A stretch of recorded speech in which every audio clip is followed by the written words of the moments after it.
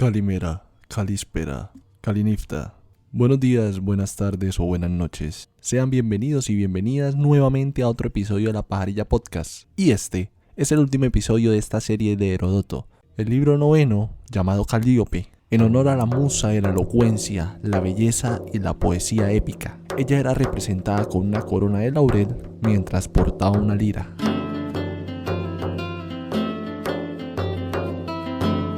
Mardonio parte de Tesalia al conocer la respuesta de los atenienses, buscando arremeter contra estos, siendo esta la respuesta esperada por él. Él esperaba que los griegos dijeran que no se iban a unir a los persas. Y a Mardonio, en todo el trayecto, se le instó a buscar el dominio de Grecia a través de la no violencia, a través de la división de sus enemigos, consejo que resulta ampliamente manifiesto por Sun Tzu en su obra El arte de la guerra, de la cual hablaré en su momento. Sin embargo, se hace el que no entiende, porque Mardonio estaba decidido con devastar a Grecia, destruirla, y cuando él llega a Atenas y ve que no hay nada, que no hay gente, que prácticamente todo estaba como lo había dejado Jerjes, él dejó el lugar peor de lo que encontró, y terminó destruyendo lo que Jerjes no destruyó. Y el lapso de tiempo entre la llegada de Jerjes y la llegada de Mardonio fue de aproximadamente 10 meses. Cuando los persas pasan por territorio griego, este paso, por así decirlo, es reprochado por los atenienses, sobre todo hacia los lacedemonios, ya que ellos en su momento llegaron a hacerle un reproche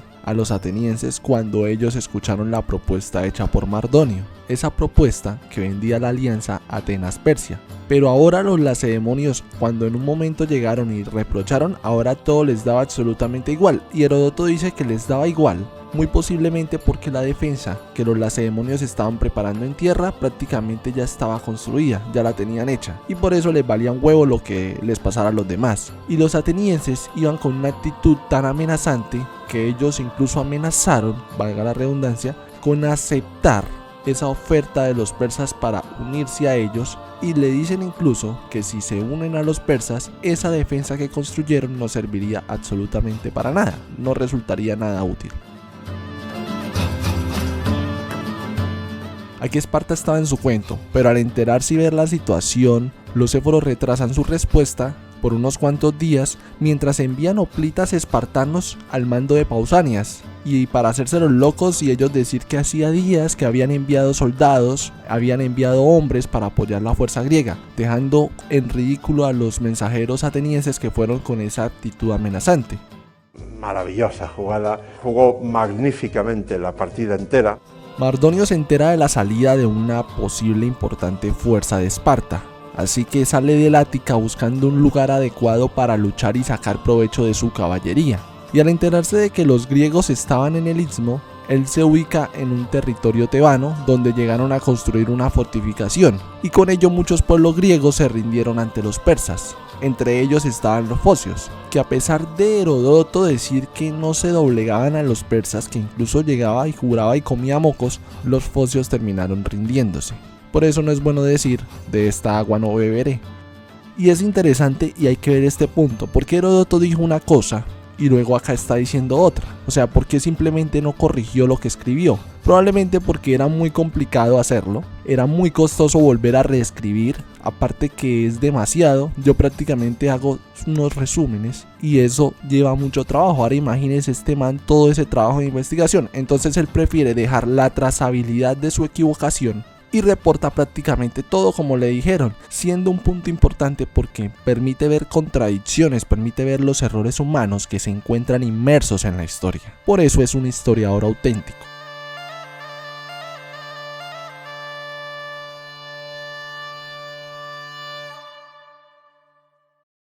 Aquí los focios se unieron a los persas por pura necesidad, proporcionando 1000 hombres, los cuales fueron estacionados solos en una llanura. Incluso llegaron a pensar que serían allí masacrados, así que ellos se preparan lo más posible para un posible ataque, porque ellos de seguro morirían, pero no pensaban dejarla fácil. Aquí los persas envían a unos jinetes con ánimo de atacarlos, y al ver que los focios forman filas para defenderse, los jinetes se detienen y ellos se terminan retirando, y luego llega Mardonio y les dice que le han demostrado que no son unos cobardes, así que les dice prepárense y que ni se les ocurra oponerse a ellos porque nunca los van a vencer, era prácticamente imposible. Sin embargo, aún tenían ese pensamiento de desligarse de los bárbaros. Aquí otros pueblos del Peloponeso, al escuchar la marcha de los soldados espartanos, deciden unirse también a la fuerza griega y terminan ubicándose en Eleusis, mientras que los bárbaros se ubican en Asopo. Y como los griegos no bajaban a la llanura para los bárbaros poder aprovechar su caballería, lo que hace Mardonio es intentar provocarlos con sus jinetes y termina actuando en un sitio donde se ubicaban los griegos de Megara. Entonces los griegos de Megara prácticamente estaban aguantando toda esa fuerza de jinetes por parte de los persas. Y ellos llegan a mandar un mensaje a los griegos donde les dice que si no los relevan, ellos se van a ir y joden ese flanco.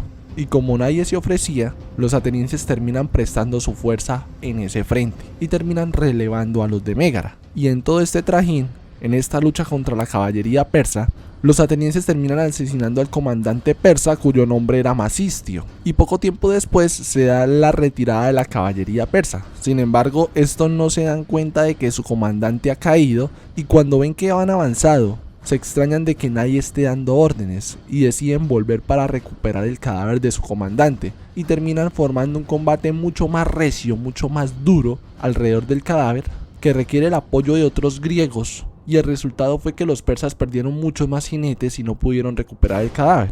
Y al no tener jefe, estos jinetes deciden volver al lado de Mardonio. Por este hombre, por Masistio, se da un gran duelo, ya que fue un gran hombre a los ojos de Jerjes y de Mardonio.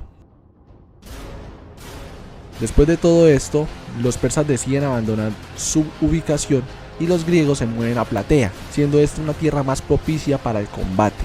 Y aquí surge un problema sobre quién debería ocupar la segunda ala en este ejército, en el ejército de los griegos. Aquí la decisión final la tendrían los espartanos y el problema estaba dado entre los de Tegea y los atenienses, donde los primeros reclamaban esta posición por derecho teniendo en cuenta diversas hazañas del pasado, y a pesar de que se les daba la razón y llegaron a hacer un duelo para que se les diese la razón por parte de los dioses, dicha posición terminó siendo ocupada por los atenienses, donde se tuvo en cuenta su participación y victoria en Maratón.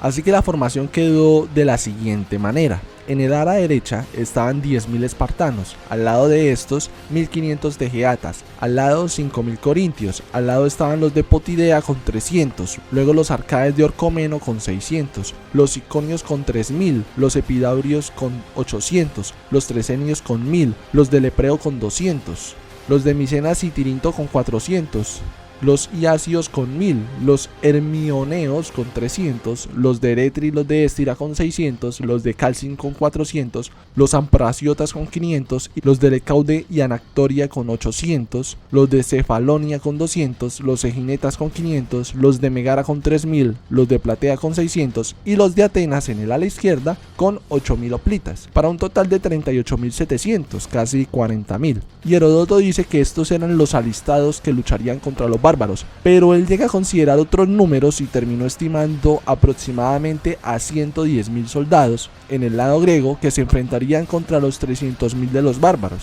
estando en una relación aproximada de 3-1. Sin embargo, Plutarco considera otros números y los historiadores contemporáneos consideran otros números, siendo los números proporcionados por Heródoto algo exagerados.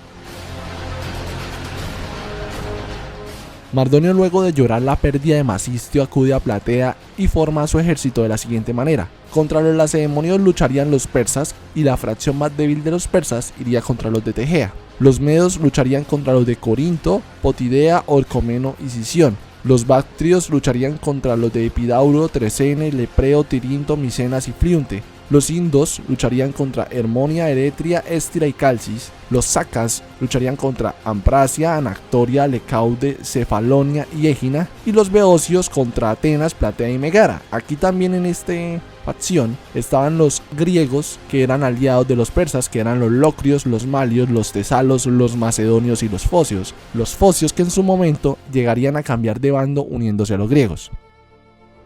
Recuérdennos. La orden más simple que un rey puede dar. Recuerden por qué hemos muerto. No deseaba tributos, canciones, ni monumentos, ni poemas de guerra y valor. Su deseo era simple.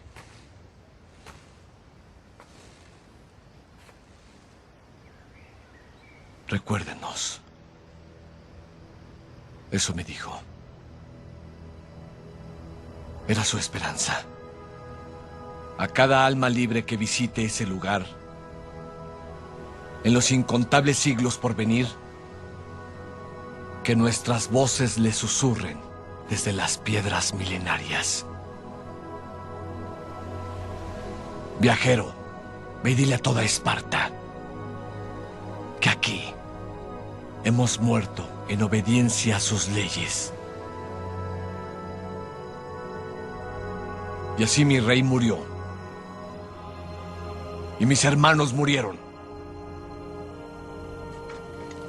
Apenas hace un año.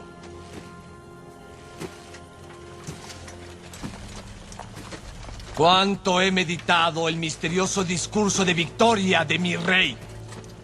El tiempo le dio la razón. Pero de griego en griego, se ha propagado el rumor de que el gran Leónidas y sus 300 hombres, lejos de casa, ofrecieron su vida, no solo por Esparta, por toda Grecia y la promesa de esta nación. Ahora, en este pedazo de tierra llamado Platea, las hordas de Jerjes enfrentarán la aniquilación. De aquel lado, los bárbaros se reúnen. Huyen del terror tomando con fuerza su corazón, con dedos helados, recordando bien los despiadados horrores que sufrieron con las lanzas y espadas de 300. Aún así miran al otro extremo a 10.000 espartanos comandando a 30.000 griegos libres. ¡Au! El enemigo nos sobrepasa 3-1. No está mal para cualquier griego. Este día rescataremos al mundo del misticismo, la tiranía y la crueldad con un futuro mejor que el que cualquiera imagina. ¡Agradezcan, hermanos! ¡A ti, Leónidas, y a los valientes 300! ¡A la victoria!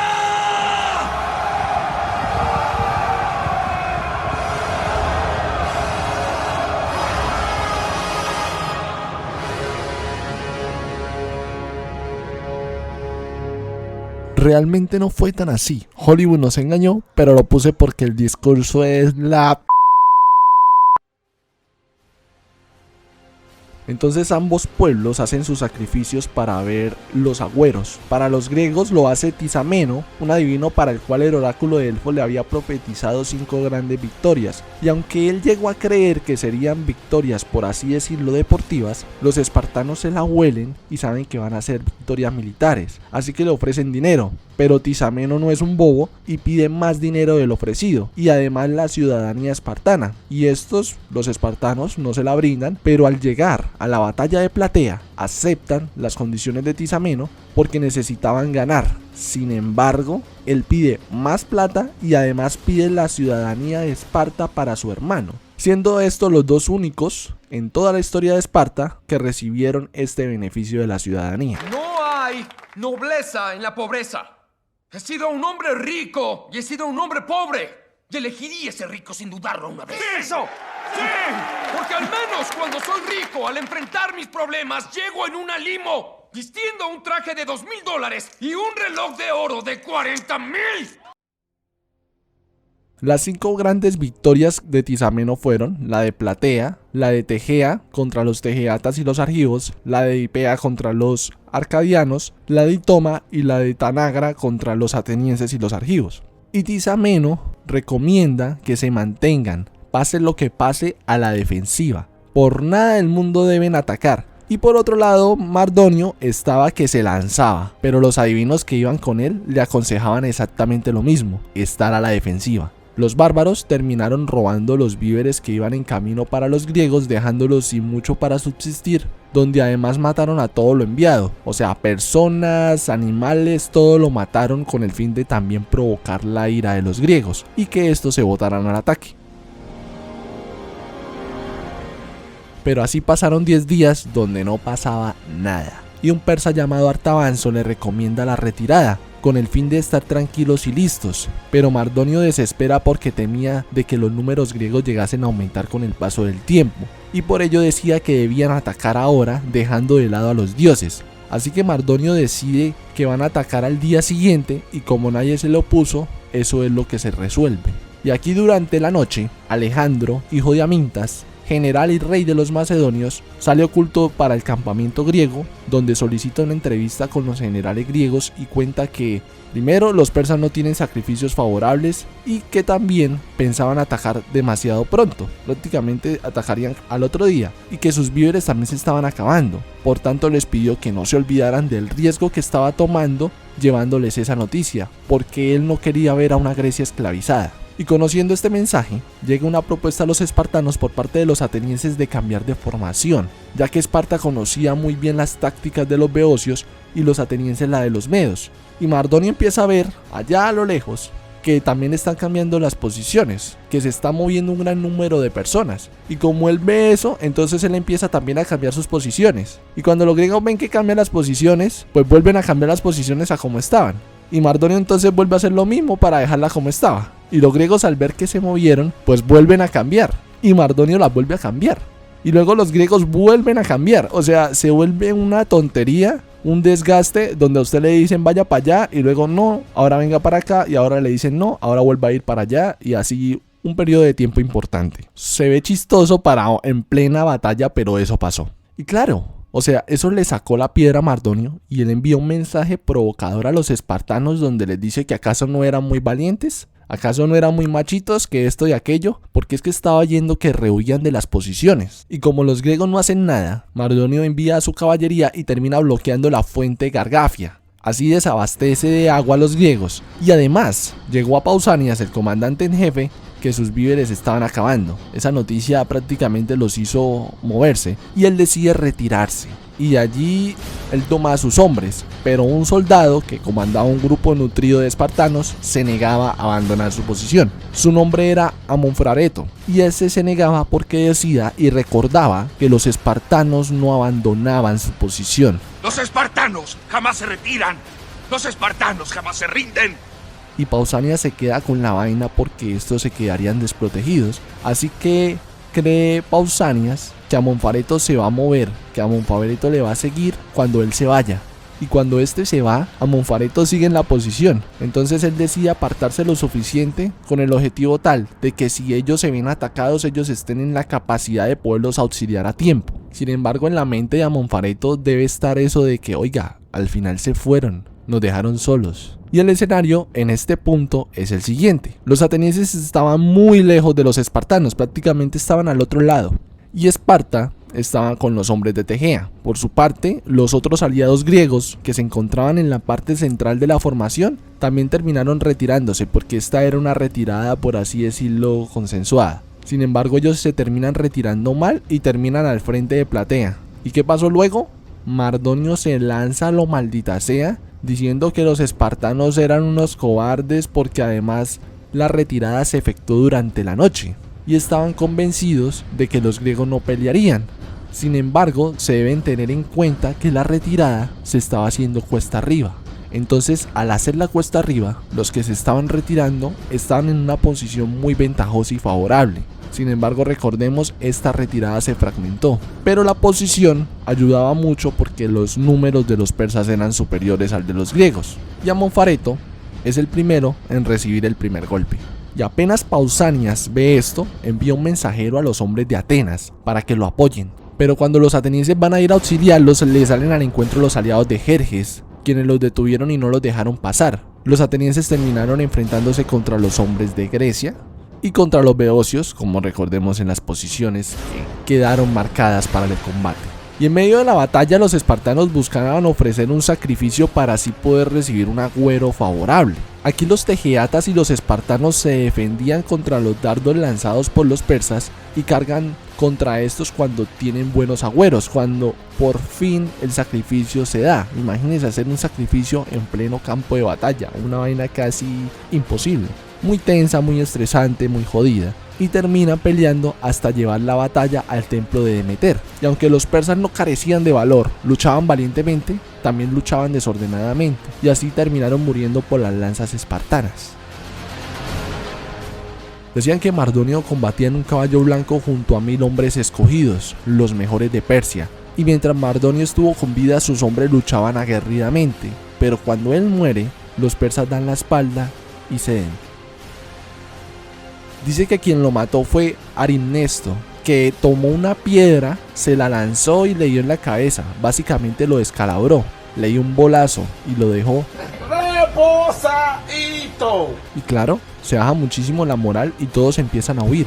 Y Artabazo, que le dijo a Mardonio lo de la retirada, al ver esto él se fue directico para Sardes. Incluso cuando él llega a Tesalia, les miente a los tesalos diciéndoles que Mardonio venía en camino y que estaba contento de la vida, pero que él tenía que ir de paso. Claro, los únicos que sí se mantuvieron peleando fueron los beocios contra los atenienses, pero la gran mayoría vuelve a la fortificación, en Tebas, a donde todos son perseguidos, y a pesar de la defensa que se armaron, que era una muy buena, terminaron cayendo y saquearon todo, destruyeron, mejor dicho, se desquitaron contra los persas. Claro, Pausanias tenía ahora en su historial una victoria importantísima, donde además los espartanos fueron los más sobresalientes al hacerles frente a la parte más peligrosa y fuerte de los bárbaros. Y según Heródoto, el mejor soldado fue Aristodemo, recordemos el sobreviviente de la batalla de las Termópilas, el cual fue objeto de insulto e infamia en Esparta cuando él regresó por no morir en el campo de batalla. Y a pesar de estas hazañas, no recibió el respeto que él prácticamente se ganó ese día de batalla. Se dice que él manifestaba su deseo de morir y se fue a pelear a lo maldita sea, saliéndose de la formación como si fuera un berserker.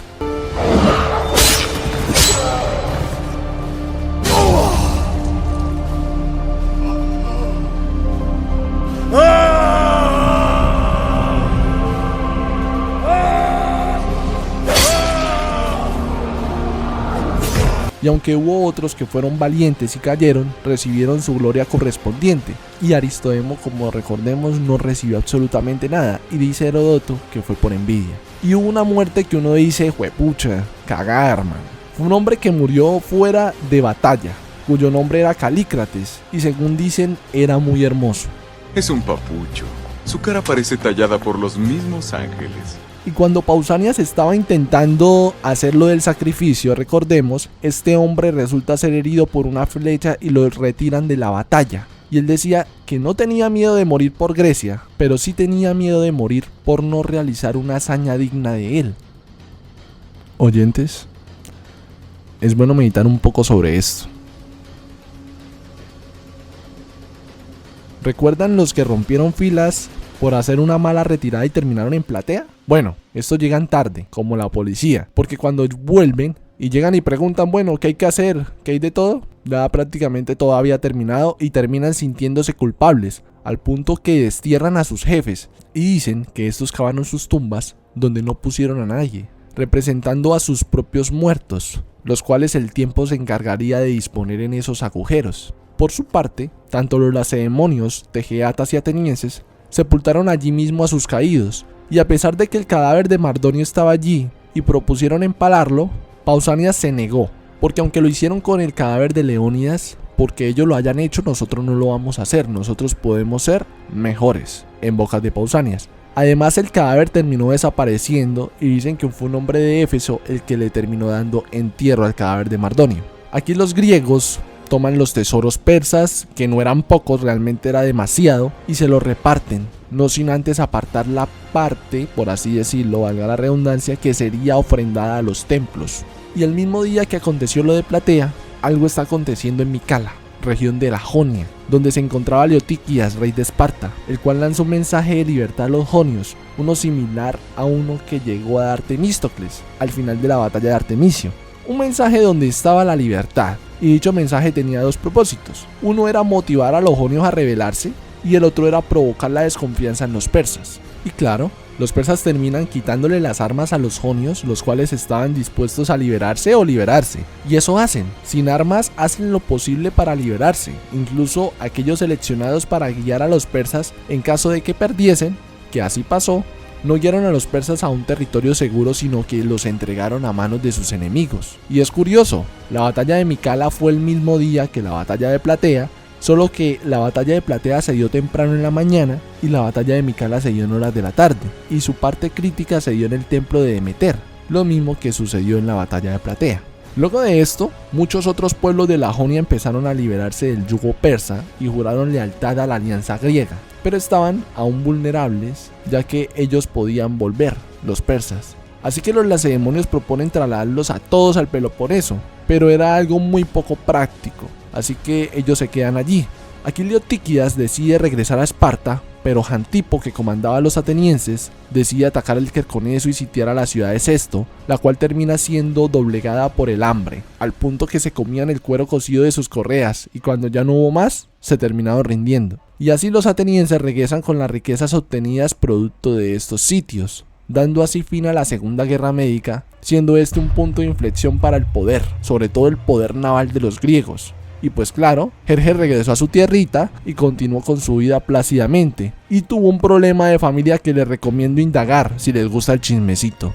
Aquí termina este libro, el último de esta colección del trabajo de Heródoto, el cual fue para mí todo un viaje en el tiempo, donde quedé inmerso en aquellos periodos de tanta relevancia histórica. Además debo mencionar que de Heródoto hubo otros escritos que se perdieron en la historia, que fueron los hechos líbicos y los hechos asirios, y quizás si hubiesen sobrevivido, nuestra percepción sobre estas tierras y estas gentes sería tan diferente al ponerse manifiesto su aporte cultural e histórico, con una serie de detalles que solo personas como Heródoto era capaz de averiguar. En fin, todo un crack el menor. Agradezco mucho a aquellos oyentes que llegaron hasta aquí y que disfrutaron de este viaje conmigo. Espero que haya sido de su agrado, como no. Y les recuerdo que si desean apoyarme pueden suscribirse a mi podcast en YouTube o en Spotify y activar la campanita para estar al tanto de estos relatos o del cuento que les echo con el fin de incrementar nuestra cultura general, porque dicen que la cultura no sirve para nada, pero que es mejor tenerla. Pueden, como no, seguirme en el Instagram de La Pajarilla, @lapajarillapodcast, y de ustedes se despide Andrés Luis, el portador de este mensaje. Así que nada, Calimera, Calispera, Calinifta. En caso de que no los vea, buenos días, buenas tardes y buenas noches.